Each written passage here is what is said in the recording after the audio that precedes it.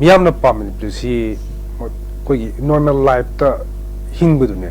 हौजी गोरी film city normal life ओइद्रे मतम सांगला कोई ची सही अमरोम से पूरा एक्टर मेन मनता दबत यान मथों मरम खंगदब लाइफ स्टाइल अमदन बिहिंग लाइस मियोई लिसिंग हुंफु लांजेनरगा रिलीफ कैंप ता जंगजफम लोरगा कोई यान वाना लेरिबा मसिकी मनुंगदा कोई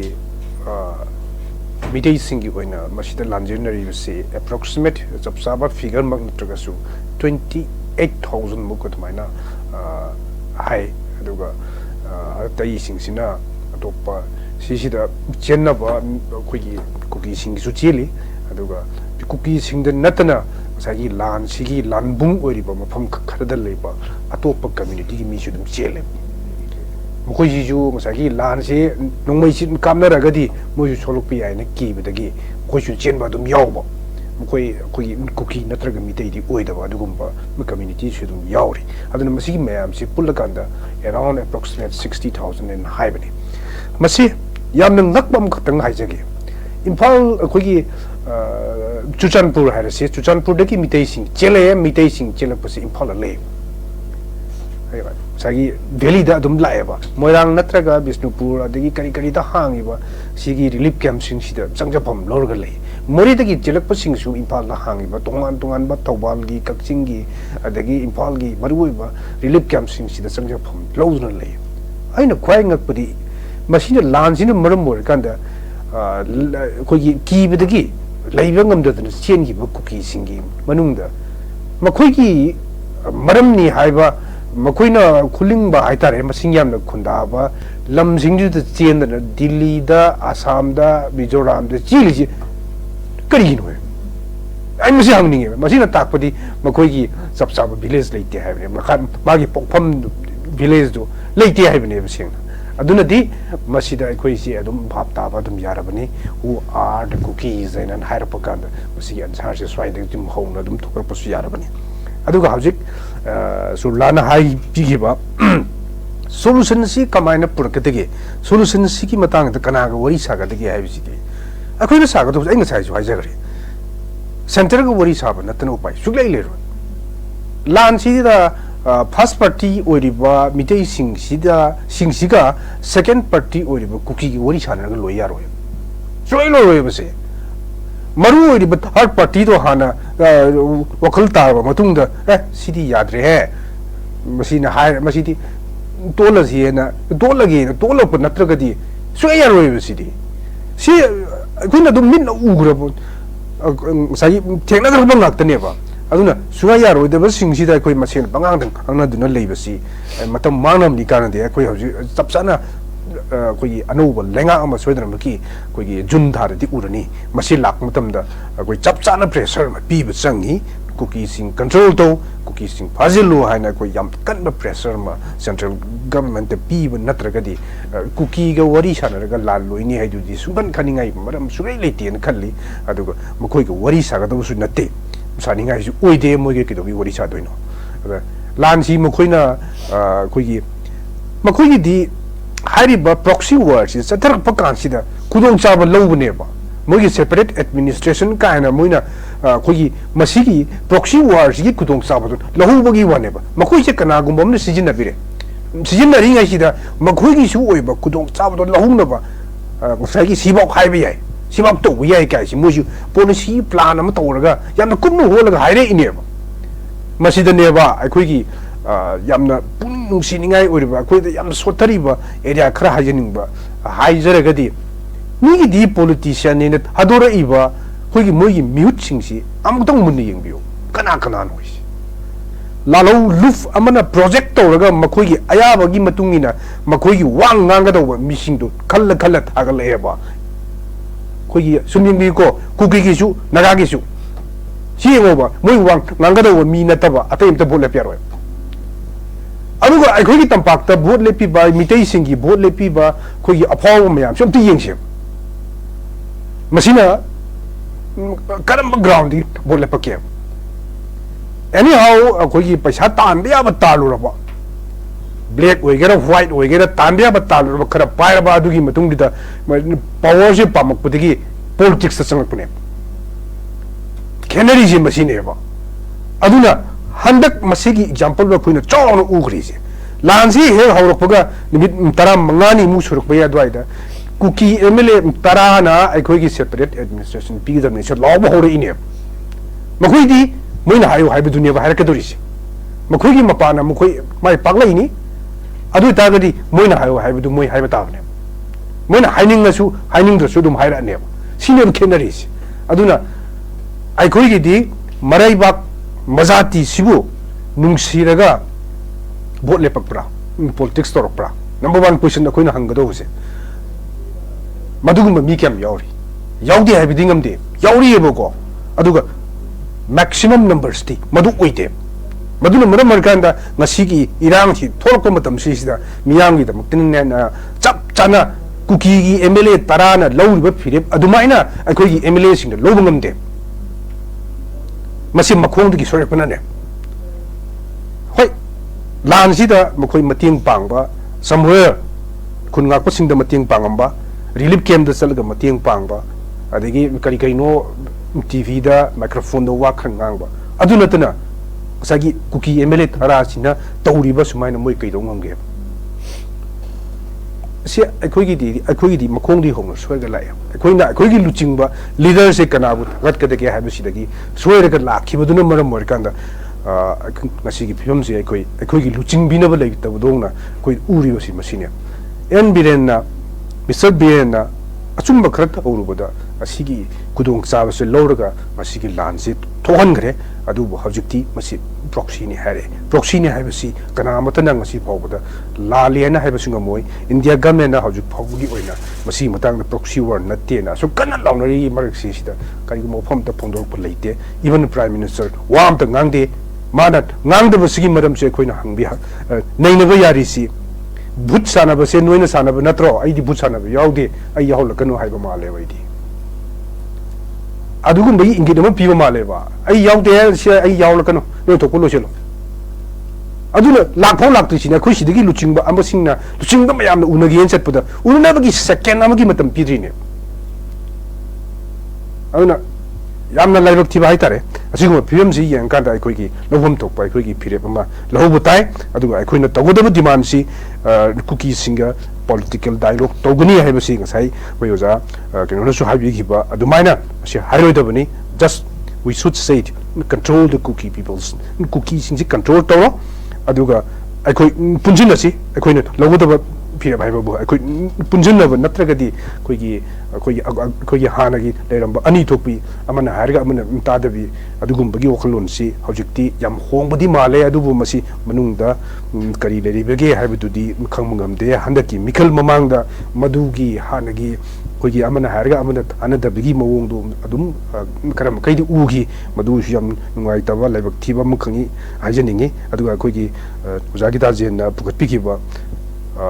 Lansidi Kaidongoi Luikidino Hibasi Hibangam Davanina, Wari Sanabum Tokpa Miduga Koi Wari Sanabatai, Sanarodava Miduga Koi Wari Sanatabatai, Madu Masigi Maraxis Koina Koigi Lanjina Duniam Wani Hingi was in Kauto Putsumoi, Makoi the Mukta relief and rehabilitation them the Yam Chow Pekism Matari Masima Koi Dimantogum to in a Kale. Aduga Lana Sida Koi Chow Toda Lokiba, Hena Birum Solumba, Michi Mina Yam Tomba Yabudagi, not Torakiba Kogi Village, volunteers sing Sida, Masidi, as over das Hamata, Gadovi Mami, Makabiam, Ure, Makogi Matata, Kogi, arms take upon Yam Tamsi among the Pagalpaya, but you talk Silak, Sinam, Morikanda, Makoibu protection, Pina Bagitamaka, legal process, some by Koi Champion Totare, yes, some time Bijoi, Kogi Hanagi, BJP spokesperson or Manamasi, Sigi Matang Sida, High Court of Manipur, Sagi, Pialama, Bukiba. Later, Adubu, Madugi process to the Kitang, Adujodum, Laxerani, Adu Lapugam Matungina, Masita Muktabilas, volunteers in Sita Mukta, Makoy protection, Pinin of Vitamukta, Akogi, Ajuklaw, Motamore, Makoy, legal, Oiba protection, Pin Rabico, Hono Hobo Musumi, Maduna Targadi, Maranai, Target Tokigani, Akogitam, Touchon Tokiraga, Ahing Tin Tumbasa, Kangana, Tawai, Pamudano, Honor Singdu, Kogi, Amukshu. ꯃꯈꯣꯏꯁꯤꯡꯁꯦ victim ꯑꯣꯏꯔꯛꯄ ꯌꯥꯕꯒꯤ ꯑꯣꯏꯊꯣꯛꯄ ꯂꯩꯕꯁꯤ ꯑꯩꯈꯣꯏꯅ ꯌꯦꯡꯂꯒ ꯃꯈꯣꯏꯗ legal protection ꯄꯤꯅꯅꯕ ꯂꯧꯈꯠꯍꯧꯁꯤ ꯑꯁꯤꯅꯆꯤꯡꯕ ꯑꯍꯨꯝꯁꯤ ꯈꯔ ꯑꯩ ꯁꯨꯃꯥꯏꯅ ꯑꯔꯣꯏꯕꯁꯤꯗ ꯍꯥꯏꯖꯒꯦ ꯑꯣꯖꯥꯅꯁꯨ ꯄꯨꯈꯠꯄꯤꯔꯤ ꯑꯣꯖꯥ ꯍꯧꯖꯤꯛꯀꯤꯗꯨꯗ ꯑꯩꯈꯣꯏ ꯑꯣꯖꯥ ꯇꯣꯝꯆꯥꯅꯁꯨ ꯃꯊꯛꯇ ꯃꯃꯥꯡꯗꯁꯨ ꯄꯟꯕꯤꯈꯤꯕ ꯑꯣꯖꯥ ꯍꯦꯝꯆꯟꯗꯅꯁꯨ ꯐꯖꯅ ꯄꯟꯕꯤꯔꯦ ꯑꯩꯈꯣꯏꯒꯤ कंट्रोल तब ngमद्रिसे कुकीसे कंट्रोल तब ngमदबगी मरम लेरबसु याय अखोगी प्राइम मिनिस्टर हजि पबो हयमफो कांगथोक्तबसिगी मरमदसु पनबिरी लोइना अखोइना हंदकी इलेक्शन सि जुन गी तारिख मरी दा हाइदोरकपदे अखोइना अकनबा अनुब गवर्नमेंट अनुब कनोसे अखोइ फॉर्म तोरक मतमदा प्रेशर पि हौजे हाबगी वफम जो जाना थंबिरी लाक्चनिंग मसे ओजागी ताजेंदा सा अखोगी हौजिक थोइबा इरांगसी थोइबा election सिदसु थोगलाइबा muriate मयामसना अखोइना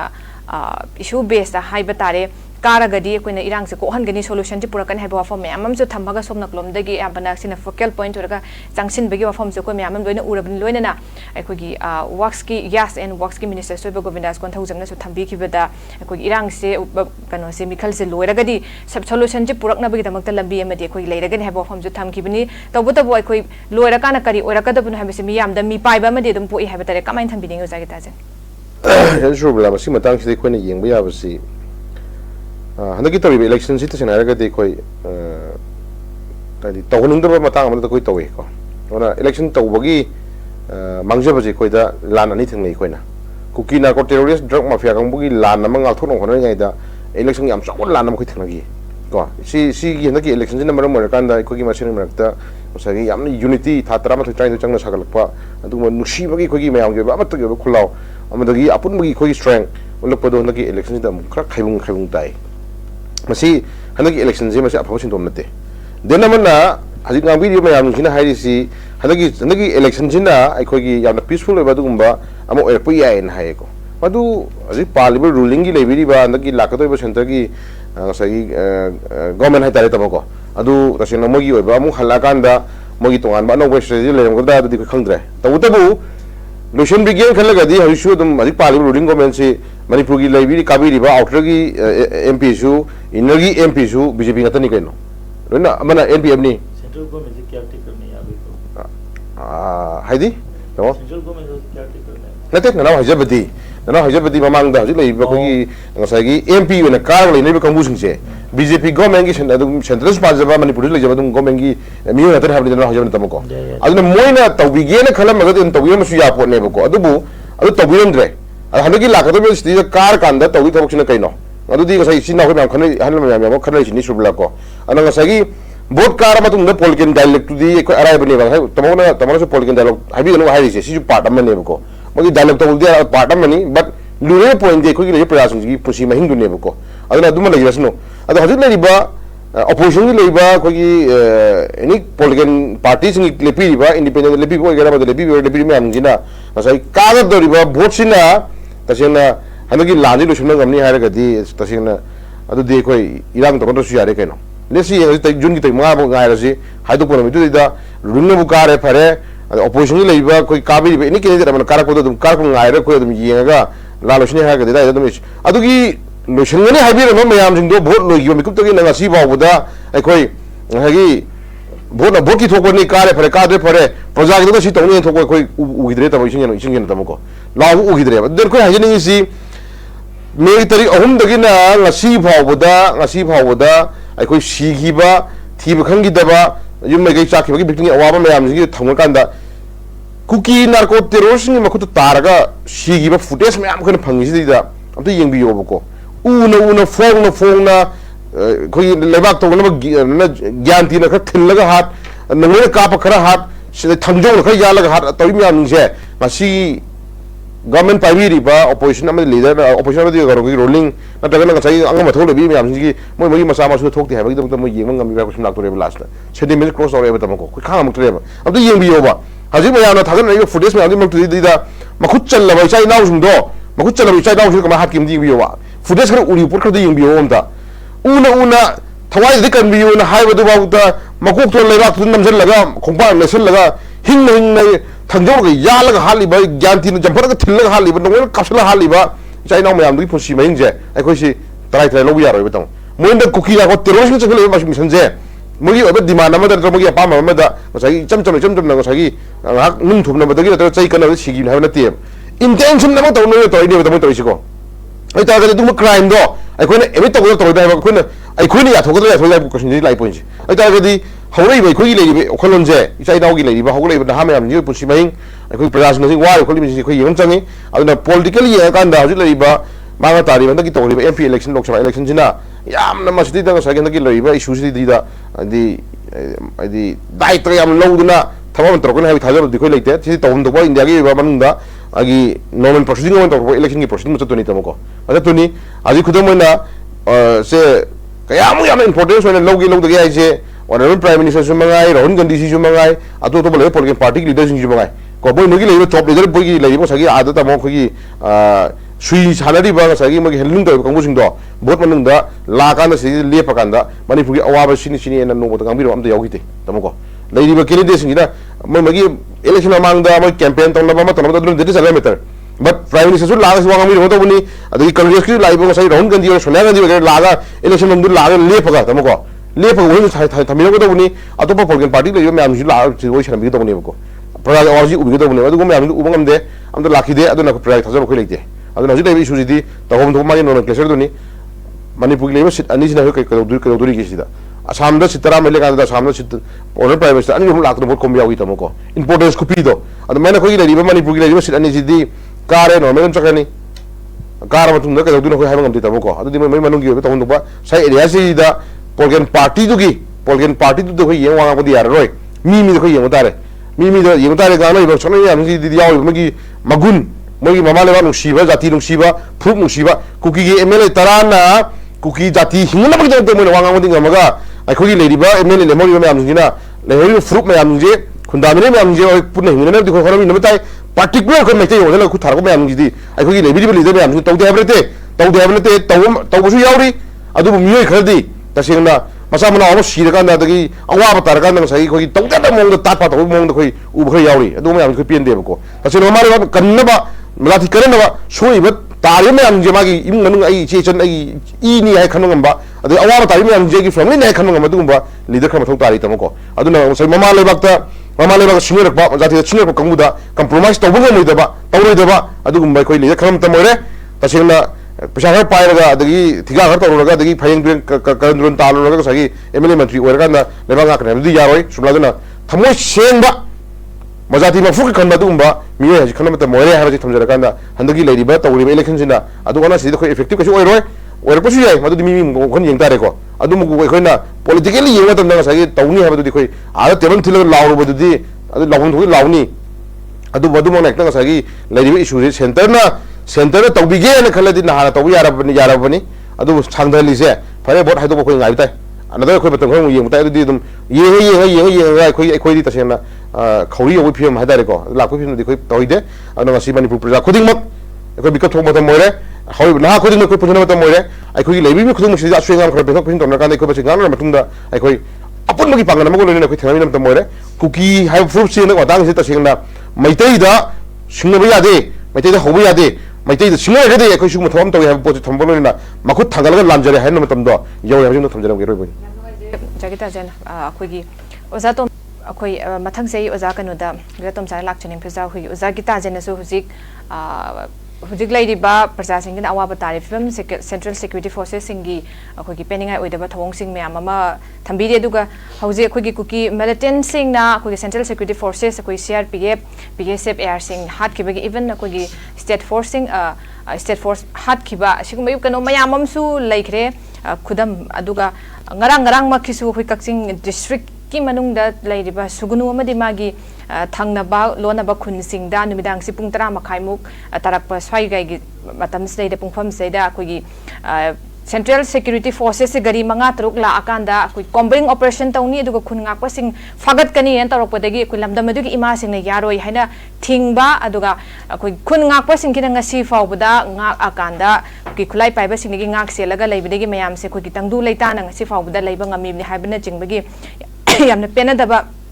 sorry sigumba wafam sing phongdora kana Central Security Forces ngarang se mukna kibagi wafam ma sungarang kutum phong sana bana basidum thoi haibata kamain thambini ngi baza swag area se sigma tang se sai koina da haijeri de koina khoi gi stand kari leire ke habu stand stand amal leibam chang stand laitana akoina peace ko bu yaro he number 1 one tane na sakhine adi mo akoina political dialogue hai bi gano political hai ba si pan bi gano dialogue hai bi political dialogue ti tonga le no akoina mo ga dialogue tong se hai bi yai political dialogue hai ba di it is very dangerous yamna khudong thiningai ne akoida maram de akoina mokhoida aya bama pi ba dong to bam leba political hai ba si kari no ma pandagi changa iba mi sing sibu akoina politically wadi sana ga di kai no masima akoi khang da mafam ang khang da lan lo selo ha ni na mi gi de lo sen na ba ne hai da na phagal ka ne khulai ma hana phau si hana phau hai bu tongan bam ne masagi ozana hai bi gi bu haudik to bu da kem na te kuki phajalo hai bu akoi law bu se akoi wai ji achumba wa hai amana law bu sang ya kuki phajalo hai bi de law ne kuki phajalo hai matam sa kuki phajang matam da loi loi re akoi mitei gi su dum thokla ni nam di kaino da like lai su tam ningi bani mai mai ge thabuk suningi bani hojik se mathai khubak ta hap ga ne ba adu leinari mayam se aduna mase aduna ne ba akoi na wa ngang bu matam da one voice da ngang se habse aina habi da matung ilo habi natte hab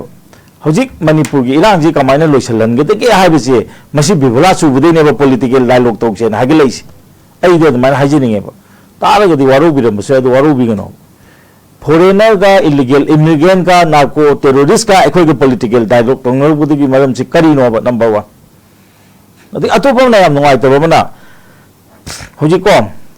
keno gi si irang jam kan na to matam da mizoram da lawi ko akoi hoji china da tin ra sira kai na moi matam da lawi ko india na yeng bi tre yam thin nei bi re kai na ekoi gi merger agreement to ga changi ba po ne ha ba asi thuwa ra pa tar ga de ekoi han gi status se ekoi hanjal lo na hai ba se haibam thok ta ba noina merger agreement gi matung ina administration senagi bini yamuna pabiu loina ma lagi haiba loi ngaktani administration se mukoi ga tawraga di ko for the better administration of the state administration se union government the scenery haibane ha moi phasana administration tawda ta di pithok ko ba mase ekoi gi legitimate demand am orak pa yai ha ba taseng hai ta ga di ekoi gi political status se ekoi hangning ha ba mitei muthat na ba tawri se kari gi na ekoi hojik india government da haibe ne ba india government character de ekoi ke dokta ekoi international community da ekoi haibe tai aduna tano pai leti mambe ekoi na pai ba khula jine india thina ba ngam ba gi su na te ke su ekoi isang akhan na ba khatrin masale se india kano go central forces na ko onjal laktana sa ekoi de khulai phage ga de jam nong ninge ha ba ekoi ching da sang ba ya bro ekoi na pai ba nong mai kana ta kap to ri no akoi ngak to kuna tana kai da kapu to rige ba moina ngak sel ga lai ri ba chingge area se akoi langkhal lu ba ya bra ba aso nang di kumjar ko di sai hai bi ri ne oja kita je na su free da kumjare ta lu matam da changan de adige moi ge kano to jcb to ga lamben to khai ram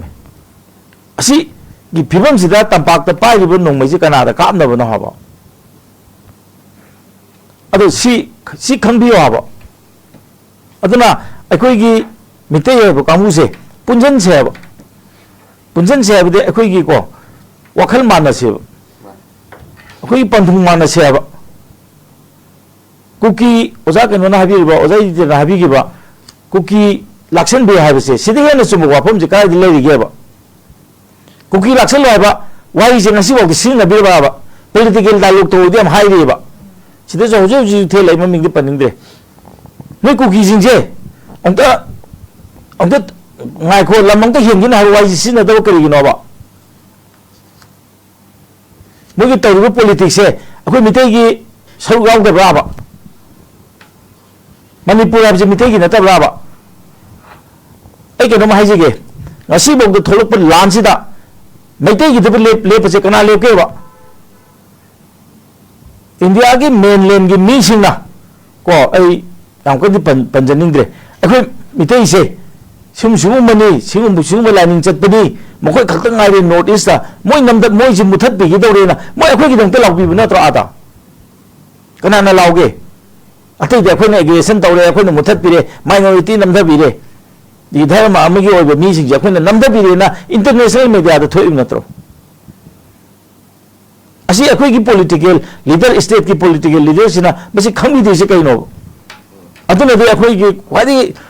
कइनो अखोई की वा ताबी के दुबसे कइनो दा अखोई की ओइबा अखोई की प्रजा की ओइबा अखोई की लमदम सिगे अखोई इंडिजिनस ग्रुप अमा मथौ तायबा इंडिजिनस पॉलिटिकल फोर्स अमा मथौ तायबा इलीगल पॉलिटिकल फोर्स के दौरे मुथत करे हाने याम लेमे पार्टी फेडरल पार्टी लेमी एमएसीपी लेमी कदो वगेबा कना की मतमदा मसी मर्ज तौगीगेबा अखोई हजि भोइस काय दि लेदिगेबा अखोई के दका अखोई के दमक ngambi na बिच काय दि लेगेबा अति सिंग सिदि मोखि के लाइबा उसके पॉलिटिकल पार्टी असो असो सिंग जे मोय आगे कनो दा अखोई के मोय दि करि हाय सेन मोय के आगे दु करिबा कमान हैबरा हाई कमान ने लेन नंबर कंट्रोल तो आते नत्रो अखोई हाइनिंग देबा अखोई पॉलिटिक्स चाउनिंग देबा हाई कमान कंट्रोल तो सिंग सना अखोई की इंटरेस्ट येंबी रकने से अखोई थाजे दबा म यौसल लेबा अदु तागे अखोई की ओजबा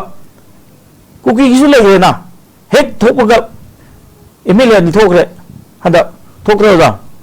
थोको कुकी की थोकरे को नगाली सु उपाय लेते दना मोयसु लेजगरे एनपीएफ लेगरे सब साना मोय जे कनो मोय याम फजना मोय की प्रजा के तो मोय थोक तोरे अखोई की कना लेगे हाबा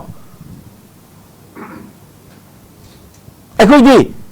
की पॉलिटिकल लीडर सिंह दे अदु दे यावगना खर फगदरा अदु दे यावगना खर फगदरा ना मिनाई लमजेन ताना लेरे हाबा नसा नसा के ओबा कोई लमदम सी ओबा कोक अमतम पुथुक पिबा यादब्रा मपु थी ले ने मिनाई के हौने बिदो अस आइदी आइने हुई ओरगा अस असि सी युम सी दे हाव बिजबना सिदे चंगे असिना हाव बिजबना सिदे चंगे ना तानाबगा सा मानम तौसी करिगिनो तसे नाय ताबदी अखोइना कुकी इमिग्रेंट फॉरेनर गा सौबिगनोबा खोंजायने लेरमी अखोइगी इंडिजिनस को मनी कोई लेमिनाबा थादो लेरी थादो की प्रोग्राम ने लेरी बनेबा थादो जोजी मखोन थोइब्राबा कनाना नंगरेबा अखोइ नजी डिमांड तबदबदी अखोइ सोई बसे अखोइ सोई हाय बताएबा मसे खंगदना अखोइ गे हुजिक लेबिरेबा को मसे हायरगसु को एस माउंड सौगले ना ता हाइबीबा अखोइ को हुजिकी लेरिबा ऑनरेबल चीफ मिनिस्टर्स ना तौपदगी नत्रो वाजि थोलेसे माना मथौ ना लेना थबकी तौबदे नेत्रो असु एगाम सिंग मा सेमपोंग होनर कोदे नत्रो हाना मयाम तौ ता ए मसिदि पोपीसी थिंगदे यादे ना अखोइ जिजा फॉरेस्ट कंदबे यादे ना हाइदना अदगी इलीगल इमिग्रेंट से तांथोक्तबे यादे ना हाइदना माना तौपदगी थोलको इरांग नतब्राब मसे अखोइने सौगतम थोक्तब्राब मा फते हाइदना मा पामदे मा नुक्सिदे हाइदना माना तौरेबा अफबा पॉलिसी जे अखोइ सौगतम थोक्तब्राब थोइ मसे अखोइ थौना लेना अखोइ सौगतदबने अदि अतोपबना हजि मका को हजि इलीगल कनो दे हारगा हजि ओजानो हाइबि को हजि अखोइ पोपु की मतान क वा ngang हेबा सिपाइ थाजंग दं नत्रो आर्मी थाजंग दं नत्रो असी कदौरी हाइबि कनो से अखोइ गेम बम चंगदब्राब मखा ताना थारिब्रा था तारगना कदौरी कुमई येंदना लेरिब्रा अदगी नहान की लेरिबा